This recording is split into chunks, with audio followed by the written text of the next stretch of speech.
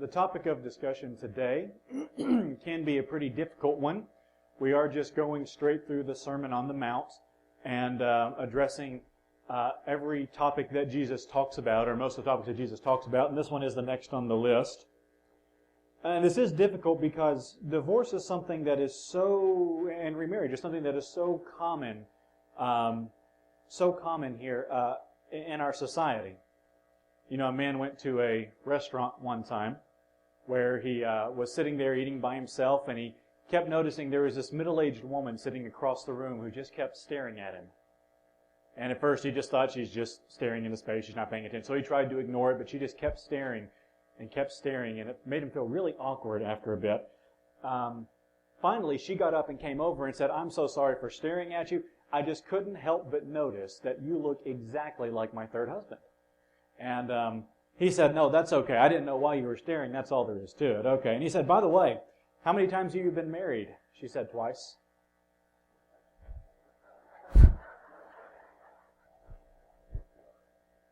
Took a second for that one, didn't it? Okay. I say that to lighten the mood because this is a very serious topic that we are talking about. Statistics do show that about half of all marriages in our country end in divorce, and for subsequent marriages, it's actually the divorce rate is even higher. But it's precisely because it's something that is so common that Christians need to know about it and need to know how to respond to this topic from a biblical perspective. Now, if you have ever been divorced, I will tell you, I do not know what happened in your life.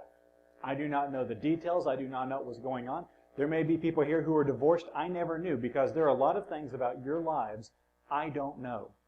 I was talking with Joe and Gail Cooley one time, and just in a conversation, Gail mentioned something about her and Joe and said something to the effect of, "Yeah, that was the first time we were married." And I thought, what? I had no idea. And so I didn't, because I thought that's something I'm supposed to know about. But I'm not going to say anything because she assumes I know about it, and I didn't want to make it an awkward situation. Finally, she explained to me, she volunteered the information that the first time they were married, they were something like 8 years old in the school play as part of the play there. But the point is, there's a lot of things about your lives that I don't know. So please understand, my goal today is not to open old wounds.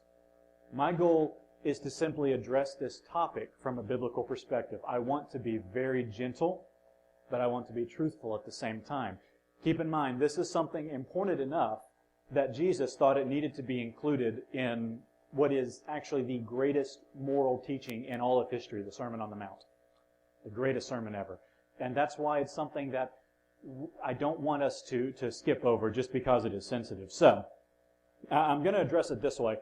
There are two common questions we have about divorce. First off, when is it acceptable? And second, why is divorce such a bad thing?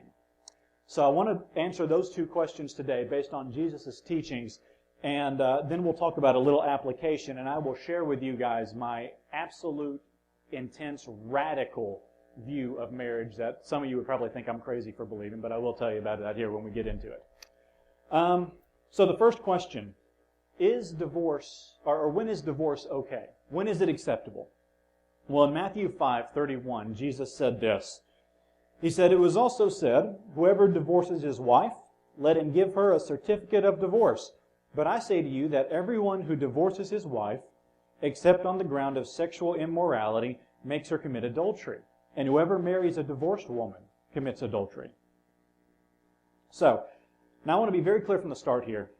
When Jesus talks about divorce, the real purpose, the real point of his teaching is not to say you may get divorced in A, B, C, or D situation. That's not the focus. We'll get to the focus in a minute, but there is such a thing as an allowance, and it's a common question, so it's something we need to address. Jesus cites an Old Testament practice in which if a man was going to divorce his wife, he had to give her a certificate. He cites that. It goes back to Deuteronomy 24. And that was basically what the people of his time, the Jewish people, they're basing their concept of marriage and divorce off of this. Let me read to you what Deuteronomy 24 verse 1 actually says about it, and that'll give us an idea of the setting in Jesus' time. And I'm not going to read the whole verse because it gets into a lot of different regulations and it goes way, but I'm just going to read the first part of this verse. When a man takes a wife and marries her, if then she finds no favor in his eyes because he has found some indecency in her, and he writes her a certificate of divorce and puts it in her hand and sends her out of his house, and he goes on to explain, she marries another guy, divorces that guy, he dies, she's not supposed to go back and marry the first husband again, and all these regulations. But what I want to focus on is this: she has found no favor because he has found some indecency. That was the big question. What is indecency? What counts as indecency? And that was something that the teachers, Jewish teachers of Jesus' time, debated back and forth. And naturally, you had different schools of thought. There was a Jewish rabbi around that time named Shammai, and he had a very conservative school of thought. He said when it says indecency there in Deuteronomy, the only case in which divorce is acceptable is when unchastity is an issue, when there is sexual impurity on the part of the wife, then the husband can divorce her. That's the only instance. Then you had more liberal schools of thought. There was a rabbi about that time named Hillel, and he said that by indecency, it can mean literally anything. That means, if she got up and she was fixing your breakfast and she burned it by accident, then go ahead and get rid of her. That was a common view in that time, and that's really the one most people tended to gravitate to in Jesus' time.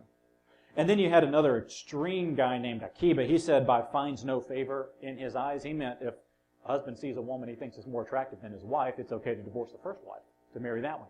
You had all these different ideas, but most of them went towards that Hillel school, that idea that as long as she does something that just bothers you a lot, it's okay to divorce her. But then Jesus came along and he taught that divorce should not be such a lenient, common thing. So, when exactly is it acceptable? Okay. I'm going to tell you guys, I am not an expert. I do not know a lot about this topic.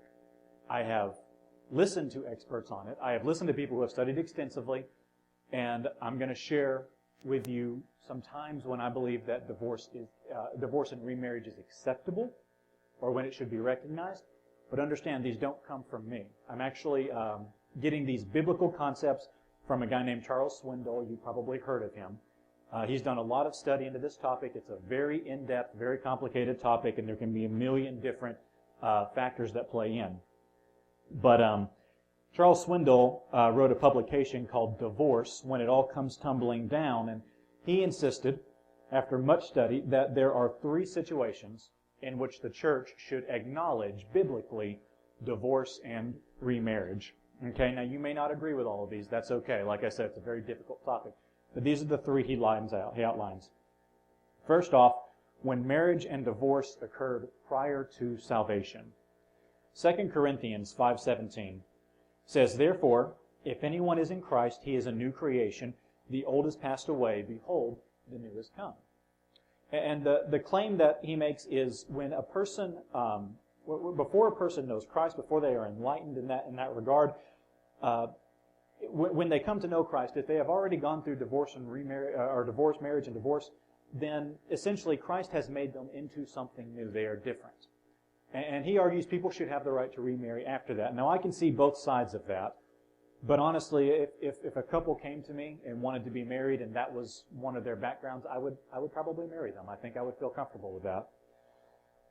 The second reason is when there is an immoral and unrepentant partner.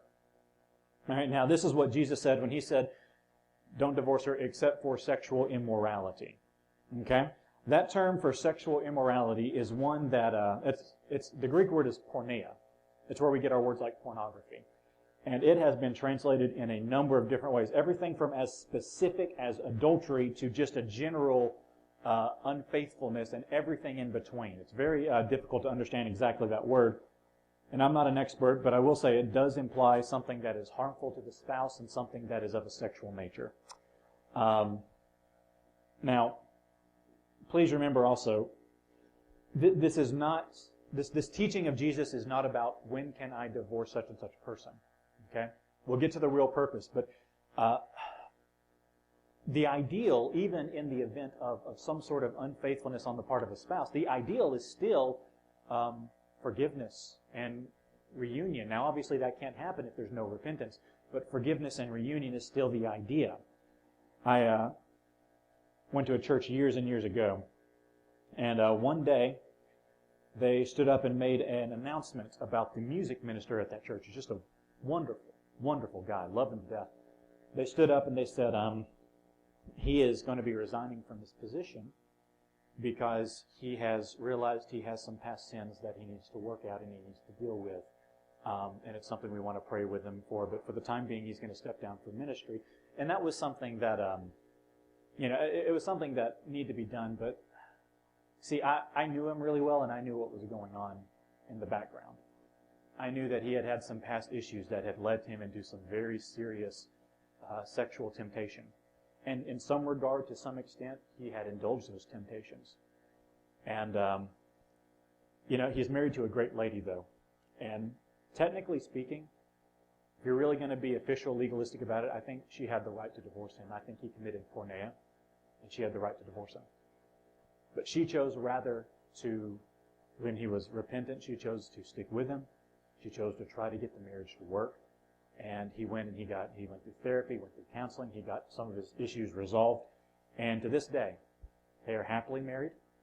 He is back in ministry, working and serving in the city of Atlanta, actually, doing amazing, amazing things with the church there.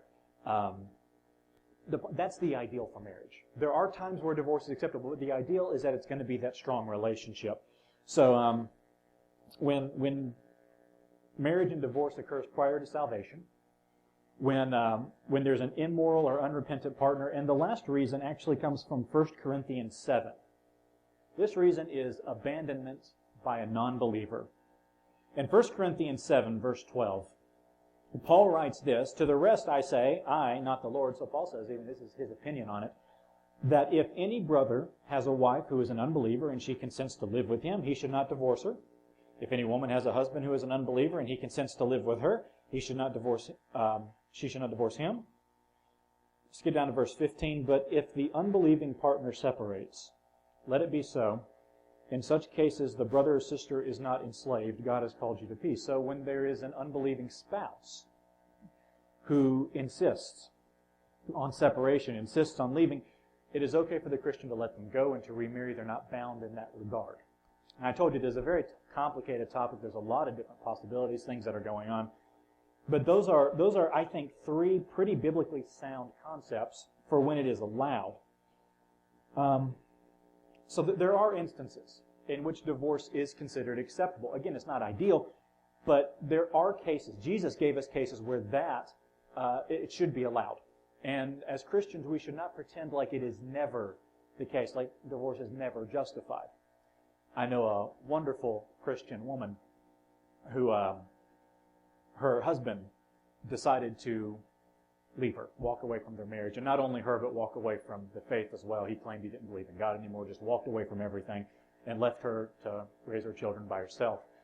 Over the years, he went on and he took part in numerous affairs, sexually immoral things, just terrible, for years and years and years.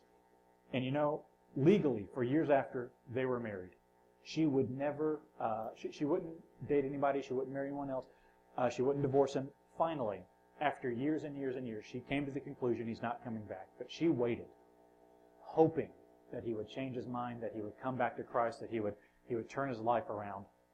But when it finally became evident that wasn't the case, she officially filed for divorce. And when that happened, she was still hesitant, because she was still hoping he'd come back and they could live that normal life together. And there were Christian leaders who were urging her and telling her, yes, go ahead and get the divorce. It's okay in this situation. And for some reason, I don't understand, he fought it. He did not want the divorce to happen, even though he wanted nothing to do with her.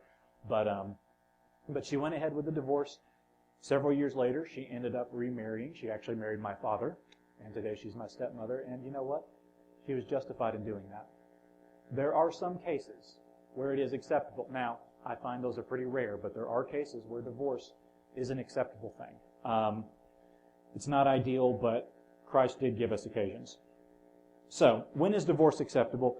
Now, let's talk to this second question. This really gets more to the root of Jesus' teaching. Why is divorce so bad?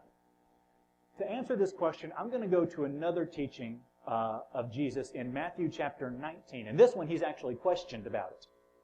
So in Matthew chapter 19, verse 3, we read this. Pharisees came up to him and tested him by asking, "Is it lawful to divorce one's wife for any cause?" Again, remember, there's that division in the time that some people say only in this case, some people say any case. There's that cultural division there. Verse 4, he answered, "Have you not read that he who created them from the beginning made them male and female, and said, Therefore, a man shall leave his father and his mother and hold fast to his wife, and the two shall become one flesh. So they are no longer two, but one flesh. What therefore God has joined together, let not man separate." They said to him, "Why then did Moses command one to give a certificate of divorce and to send her away?" He said to them, "Because of the hardness of heart, Moses allowed you to divorce your wives, but from the beginning it was not so." Okay. Why is divorce so bad? Now, this is really the core of Jesus' teachings on divorce. Very similar to the passage of the Sermon on the Mount, but the thing that's so bad about divorce is not because it's just a practice that you're not supposed to do, but because divorce damages, it destroys the marriage relationship. So when they came to Jesus and they said, "Hey, teach us about divorce," he took what was going to be a teaching about divorce, he switched it around and he talked about marriage instead and how sacred marriage is. Marriage is a union that is made and blessed by God. What therefore God has joined together, let not man separate. You see, God created marriage as a perfect and lasting union, and when a couple decides for inappropriate reasons just to split it up, well, they're damaging that perfect design that God gave them. And there's more to it than that. God also created marriage as a special symbol. A relationship that demonstrates His love for His people. In Ephesians 5:25, we read, "Husbands, love your wives as Christ loved the church and gave Himself up for her." The marriage relationship is sacred not just because it's something instituted by God, but because God created it to mirror His love for His people. All right? And Jesus makes an interesting statement here. Divorce was allowed because of man's hardness of heart. Jesus insists that there are some things in the Old Testament that, while they're not necessarily right, they were allowed and they were regulated because otherwise people were so ingrained in a practice they wouldn't listen to them otherwise. The IBP New Testament commentary puts it this. He said, God sometimes allowed what was less than ideal because people's hard hearts made the ideal unattainable. To be able to exercise some restraint over human injustice, Moses' civil laws regulated some institutions rather than seeking to abolish them altogether. Other things that fall into that category, I think, would be things like polygamy, slavery, things like that, things that are not acceptable, but at the time it was so ingrained that it was rather regulated than just completely thrown out. And of course, there's lots of other harms to divorce. It does more than just damage that relationship. It hurts children when they are involved. The saddest thing is with almost any wrong action, children are always the biggest victims of it. Someone once said, for adults, divorce is a decision. For children, it's the beginning of uncertainty. You know, when children need some sort of shelter, some sort of something strong they can trust in, they run to their families. But divorce, when that family breaks apart, the thing that is their anchor has essentially given out. It causes a lot of insecurity in children. But there's lots of reasons that divorce is not acceptable, primarily because marriage is so sacred. And you see, our problem today in our society with divorce being so prevalent, the problem is not too many people are getting divorced. The problem is we don't have a high enough view of marriage. Just this past week, through a series of unfortunate circumstances, I won't go into every detail, I lost my wedding band. I thought I was in trouble. I said something to Randy. He said, "Oh, you're in the doghouse now." Actually, I said something to Bree about it, and she's like, "Oh, that's fine. Just get another one. I don't care." So it doesn't bother her as bad as it bothers me. That was the one we got married to. I'm more attached to it than she is. But we went, and I was going to borrow a metal detector. Borrowed a metal detector from Dan and Janie, and I was out there in the yard looking for it. And I'm going to look some more. But when I was looking up, it's a titanium band. And I was looking up, can a metal detector detect that kind of material? I didn't know. And I was looking up on the internet, and someone had posted the exact same question. I lost my titanium wedding band. Can a metal detector find it? And the guy who was upset, he was saying, you know, every time he puts on his replacement wedding band, his wife cries because she remembers he lost his real one. And he said, so will this work? Is this going to work to find the wedding band? And someone's response was, looks like it's time to get a new wife. If she cries when you put on the replacement wedding. Wow, do we really? Now that's not a problem with divorce, that's a problem with marriage. Look at how low we treat marriage. It's something that can just be taken away. That's the real core of the problem. But there's an ideal behind it. The ideal is that God had in mind from the very beginning, marriage is supposed to be a permanent, loving relationship. It's not one that splits whenever problems arise. Basically, it is a model of His relationship to us. And there is no better illustration, I think, in all of Scripture than the book of Hosea for that concept. Hosea was a prophet who, God told Hosea to go and intentionally marry a woman who was not trustworthy. A woman who was going to be very promiscuous, who was very likely to leave him. And after he married her, she did do exactly that. And it seems, if we understand right, through a series of circumstances, she ended up, maybe through massive debt, through various problems, she ended up actually being sold as a slave. And after she had abandoned her husband, after she had walked away from him, after she had probably had numerous affairs with who knows what was going on, God commanded Hosea, and he did exactly this. He went to the place where she was being sold as a slave, and he spent his own money and bought her back. And brought her back into her house, forgave her completely, began to provide for her, take care of her again. That's the ideal picture of what marriage is meant to be. It's not something that splits when problems arise, even when they're serious problems. It's something that is devoted to staying together, devoted to honoring, devoted to loving each other. There's that ideal standard. Okay.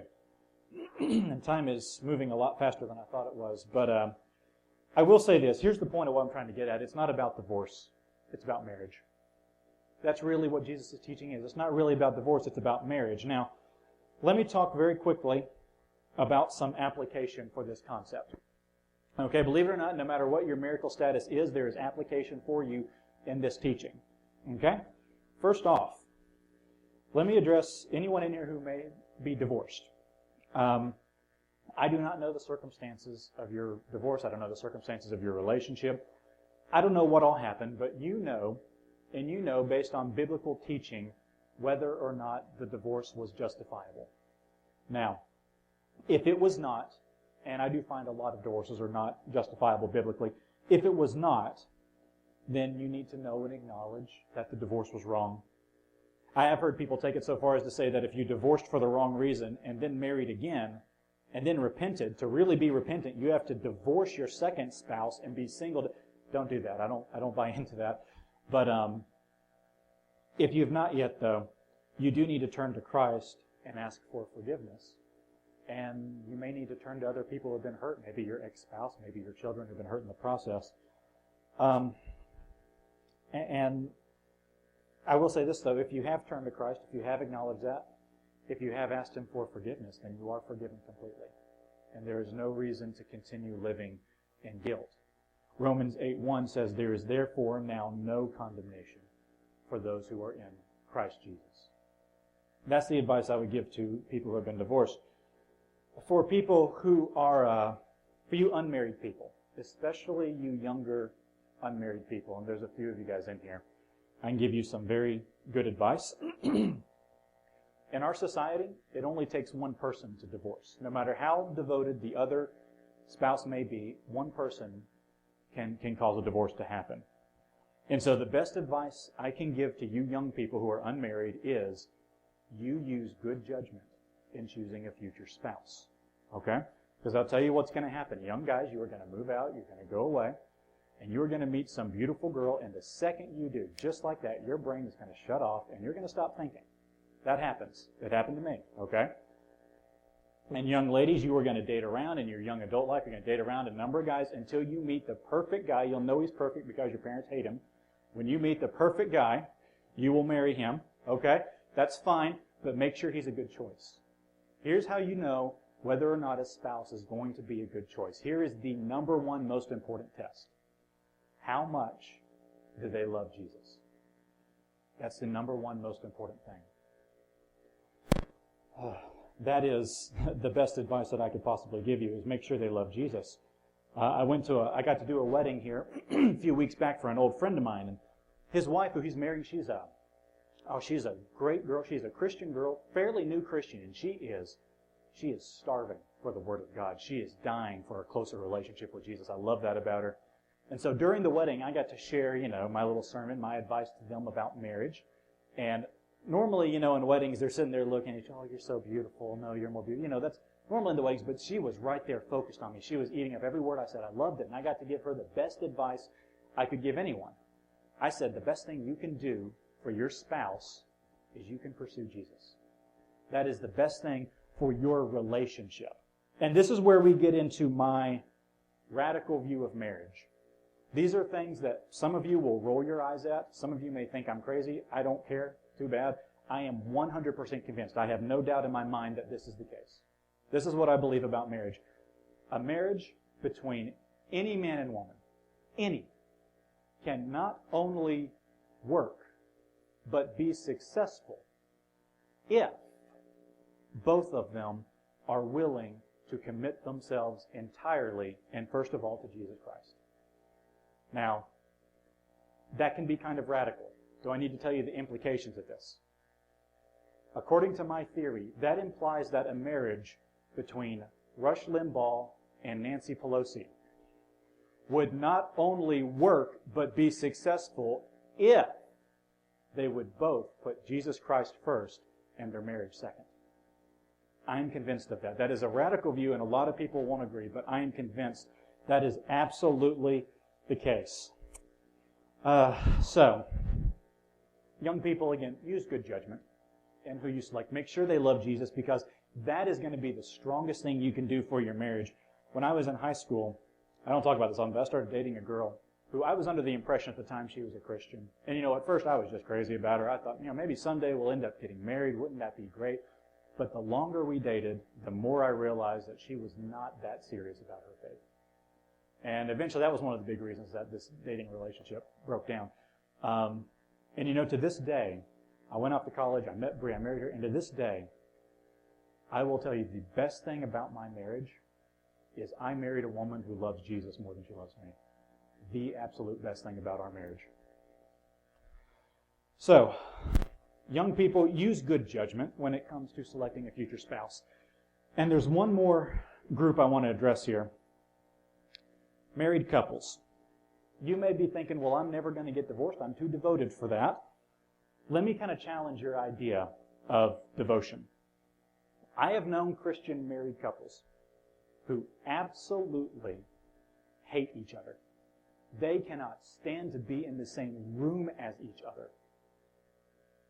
But they say, well, we're not going to get divorced because we're good Christian people, and that's not what Christians do. Understand this. Yes, divorce is breaking God's design for marriage. It's unchristian. But living in a strained, unloving relationship with your spouse is unchristian also. That's not God's design either. Now, maybe your marriage isn't like that. That's fine. That's good. You make sure it doesn't get that way. If you find your marriage is really strained, I'll just tell you, the alternative is not divorce, and the alternative is not staying as it is. The alternative is fixing it. You see, if Jesus Christ is Lord of your life, He's Lord of every area, and that includes your marriage as well. Okay.